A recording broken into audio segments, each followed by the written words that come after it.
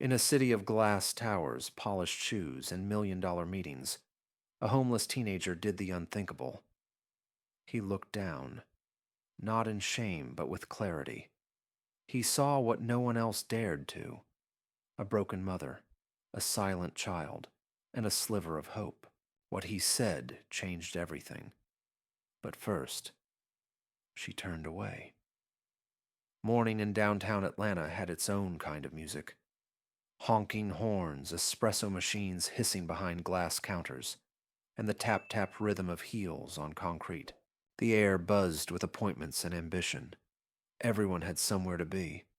No one had time to look down. Chloe Richards didn't usually walk. She was driven, scheduled, and efficient. But today she pushed her daughter's wheelchair down the clinic's front ramp herself. A gesture she told herself was for fresh air. Maybe control. Maybe guilt. May, 8 years old, sat silently in the chair, her thin frame tucked into a lavender blanket. Her legs, untouched by motion since the crash, rested lifelessly on the footrests. Her eyes didn't meet her mother's, or anyone else's. 3 months, 92 days. No words, no movement below the waist. The doctors gave hope in measured percentages: physical therapy, occupational therapy, speech therapy. Time, they said, like it was a prescription you could refill. Chloe checked every box, paid every bill, hired the best. And still, her daughter stared forward like nothing inside her was reachable anymore. Across the street, tucked under the concrete overpass next to the rehab center, sat a boy. At first, Chloe didn't notice him. No one did. He was black, maybe 14, wrapped in a jacket that had seen more winters than he had birthdays. A plastic bag sat beside him, filled with crumpled water bottles and an empty peanut butter jar. His sneakers were duct-taped at the soles, but his eyes weren't downcast. He wasn't asking for change. He wasn't even moving. He was watching May.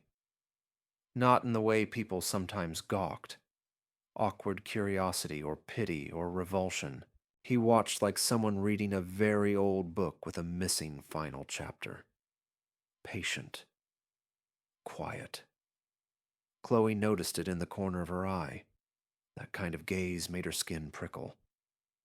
She kept walking. Fast. Just a dirty kid, she muttered under her breath. But the moment lingered.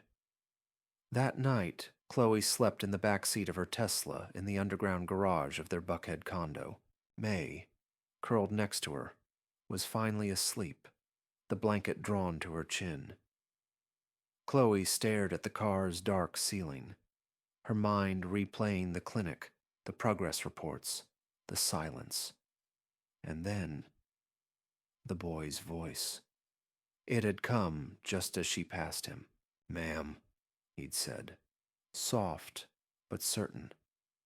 She had paused, just long enough to register that he was speaking to her.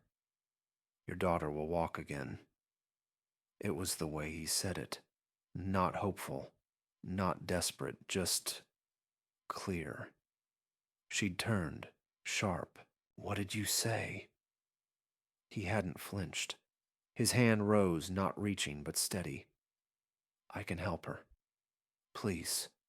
Just one chance." She'd scowled. "That's not funny. Stay away from us." Then she'd pushed the chair faster. Now in the dark, engine off, heater humming low. She couldn't stop hearing it. She will walk again. Not maybe. Not if. Just, she will. The next morning, Chloe pulled into the clinic parking lot and saw him again. Same spot. Same posture, like he had never moved. She hesitated. Her hand stayed on the key, but the engine didn't shut off. May stirred beside her, mumbling in her sleep, against her better judgment. Or Maybe because of it, Chloe got out. He looked up as she crossed the street. No fear, no smile. "Why did you say that yesterday?" she asked, arms crossed.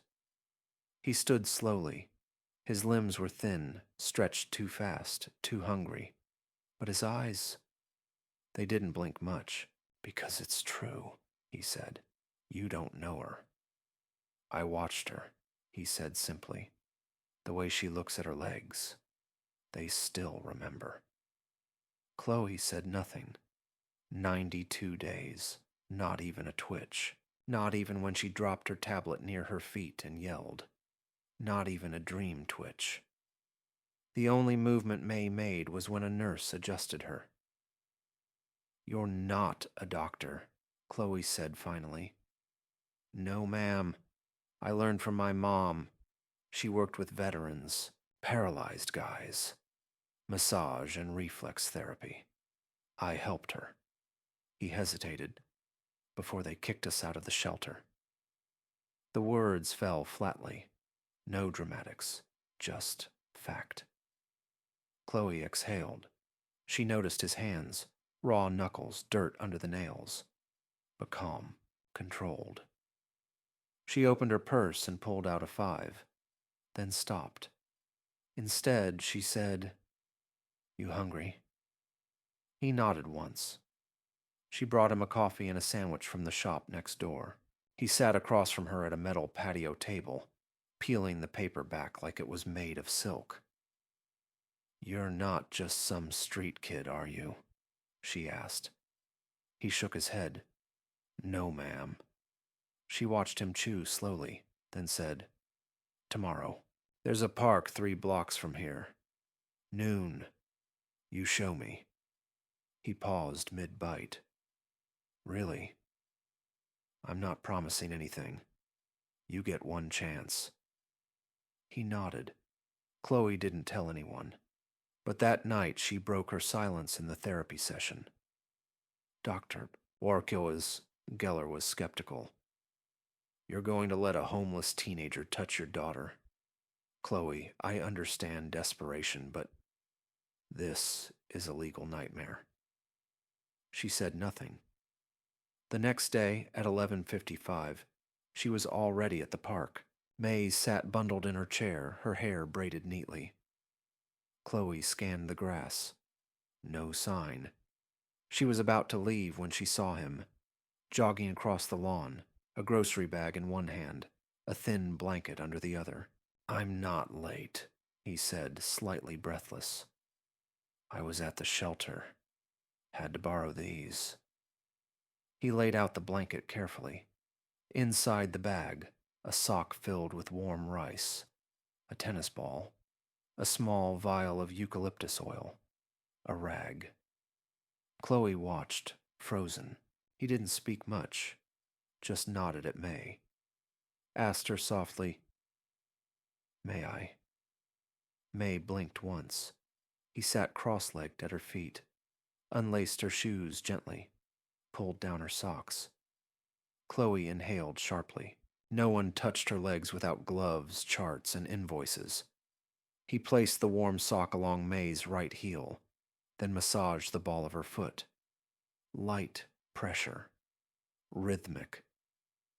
Chloe wanted to stop him, to say, "This is crazy," but she didn't. Something about the quiet, the way he worked like he was remembering, not improvising, kept her still. 30 minutes passed, then 40, and then it happened. So small, she almost missed it. May's left toe twitched, a single tremor, but it was real. Chloe gasped. "May?" No response, but the toe twitched again. She fell to her knees. A sound escaped her lips. Not quite a sob, not quite a prayer. The boy didn't look up. He simply reached for the blanket and gently covered May's legs. "It's gonna take time," he said, his voice even. "But she's still in there."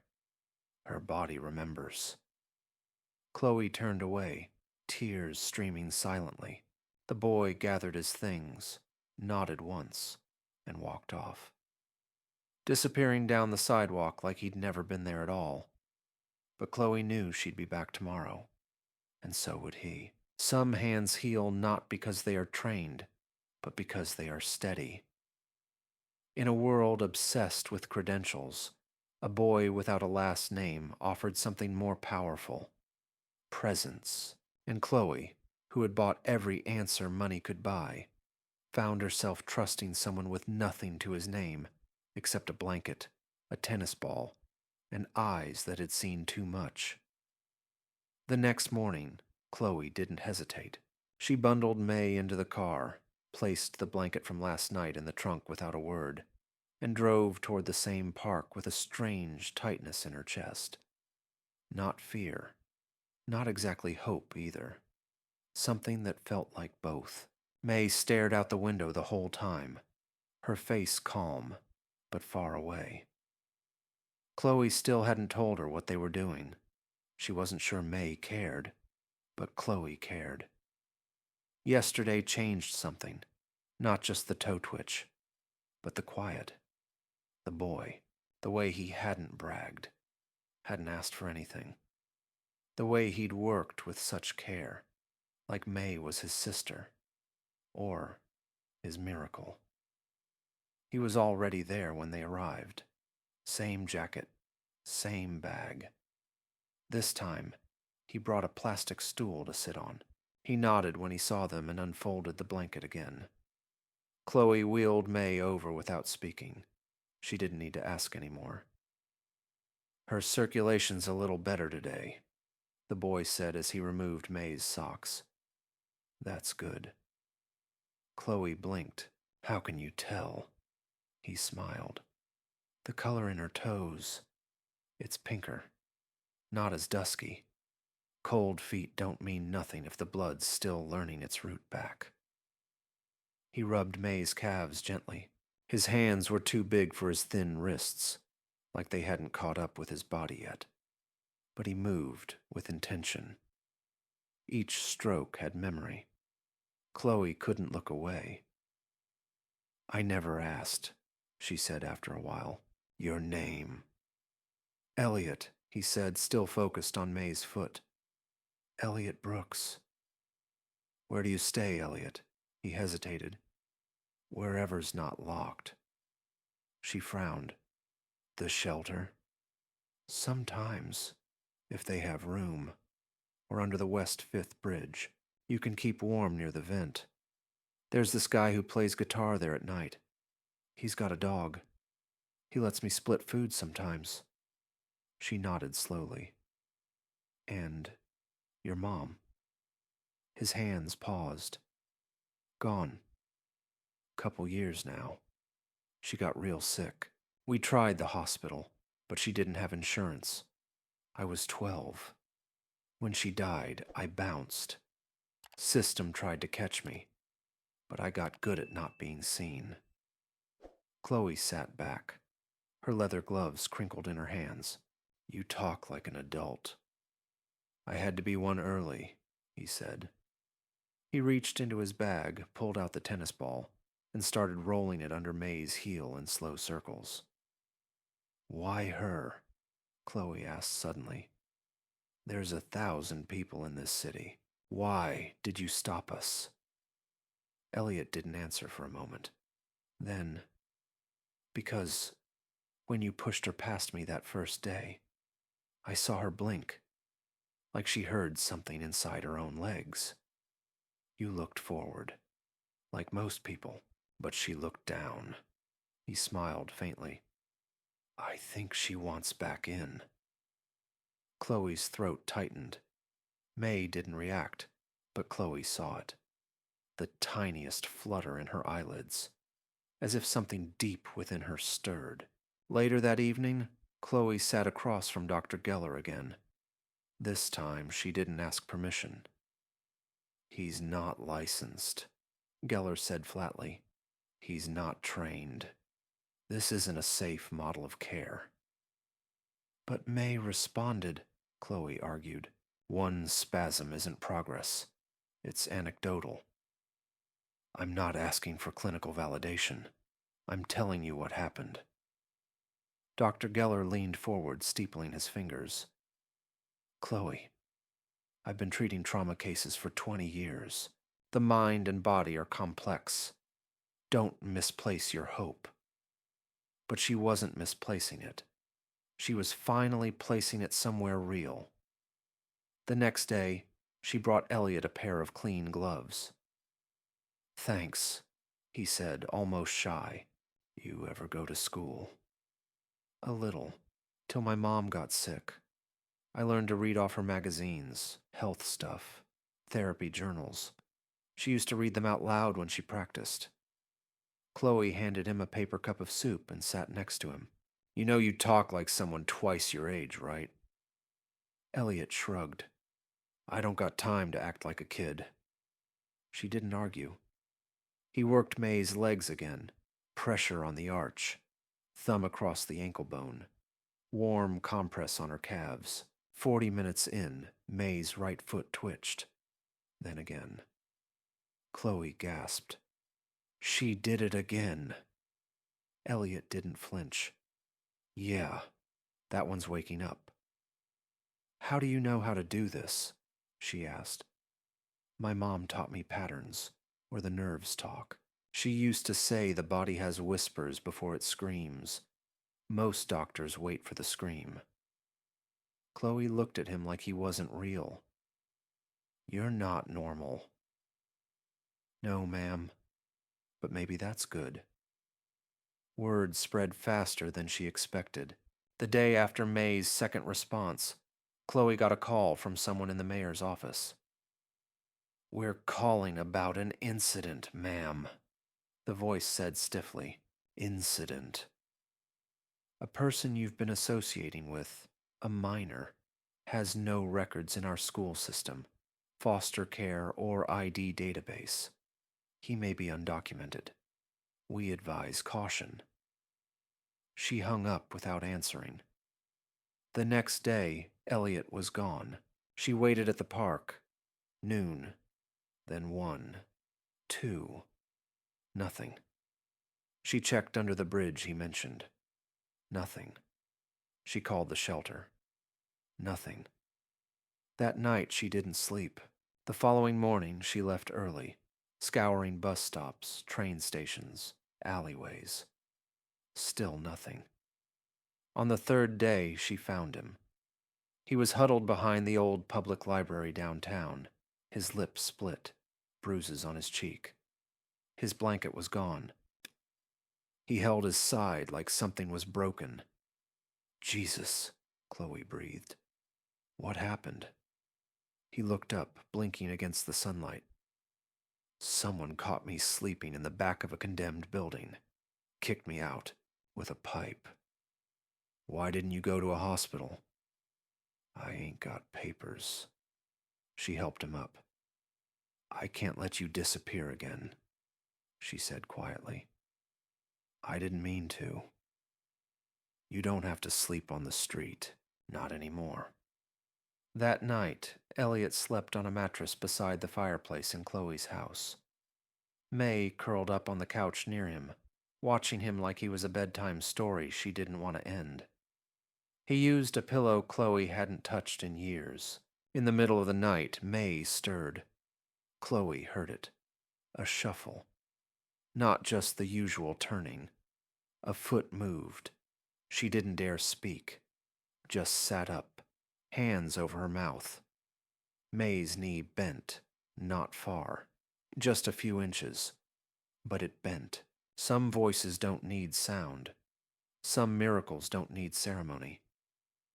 In a house where silence once echoed louder than grief, a boy with nothing gave them everything.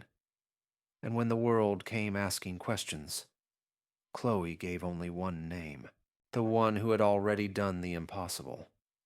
The next morning, Chloe didn't bring May to the clinic. She didn't need to. Instead, May sat on the edge of the living room couch, her feet flat on the ground, a little wobbly, but planted. Elliot sat on the floor in front of her, holding her ankles gently in place. "Ready?" he asked softly. May blinked, then nodded, the first deliberate response she had given in months. Chloe stood near the wall, phone in hand but not recording. She didn't want to interfere. May's toes curled, her right knee lifted, a small, uncertain shift forward, and then her weight fell to the left. Elliot caught her immediately, helping her sit back down. It wasn't a full step. Not yet, but it was the attempt, the choice. Chloe clutched the blanket over her chest and let out a shaky laugh, tears slipping down her cheeks.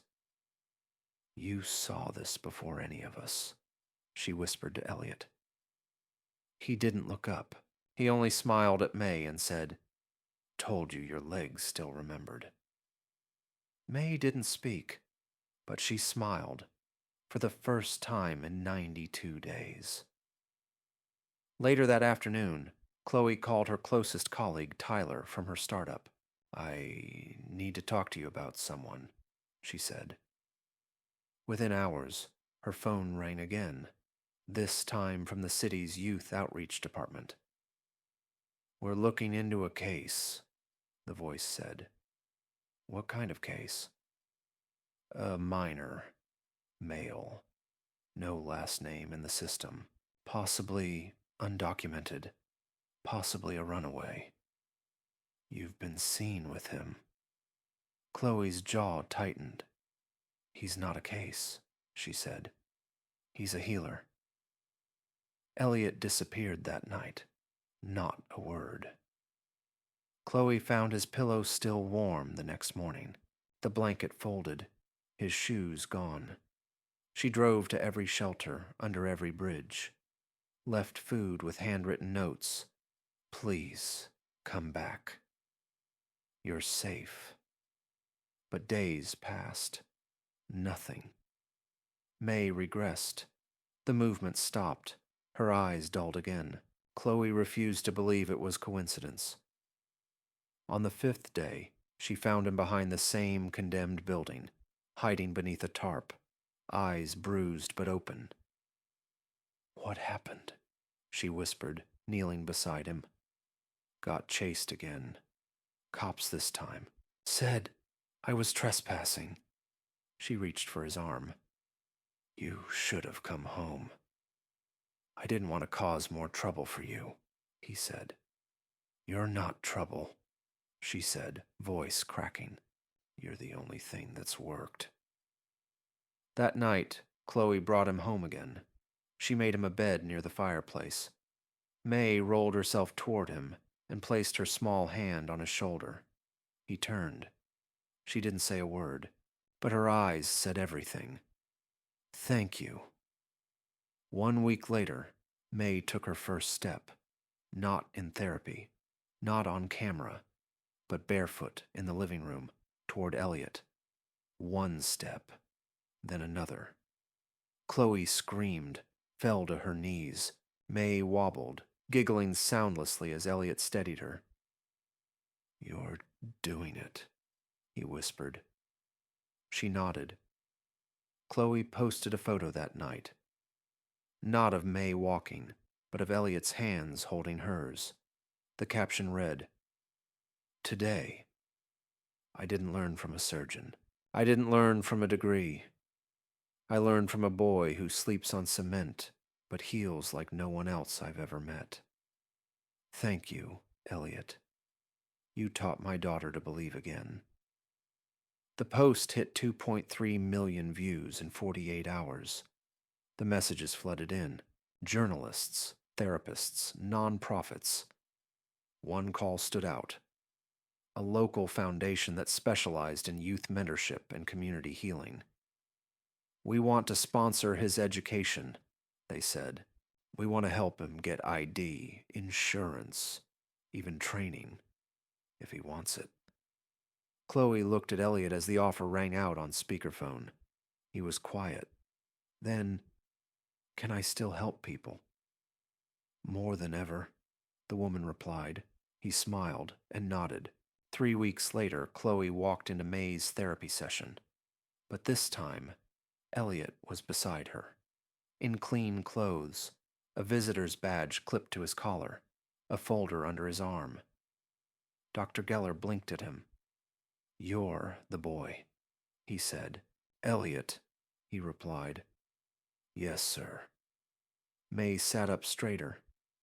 "Is this safe?" Geller asked, unsure now. Chloe leaned in. "Don't you want to see a miracle happen again?" That spring, May walked into school for the first time without assistance. Elliot waited outside the gate, not as her therapist, not as her hero, just as her friend. May turned to him, opened her mouth. A whisper came out. "Thank you." It was her first word since the accident. Elliot didn't answer. He just smiled. At the annual city gala, Chloe was invited to speak. She wore a navy suit. Her notes were folded in her palm, but she didn't read them. Instead, she told the story of a boy who noticed when no one else did, who gave his gift without expecting applause, who taught her daughter to walk again, with nothing in his hands but faith. "Elliot Brooks changed our lives," she said to the room. "He didn't need a title to do it, just time and trust." She paused, then added, "He didn't ask to be seen, but now he will never be invisible again."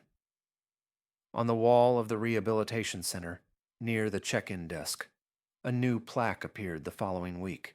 It read, "You don't have to be someone important to do something important. Elliot Brooks."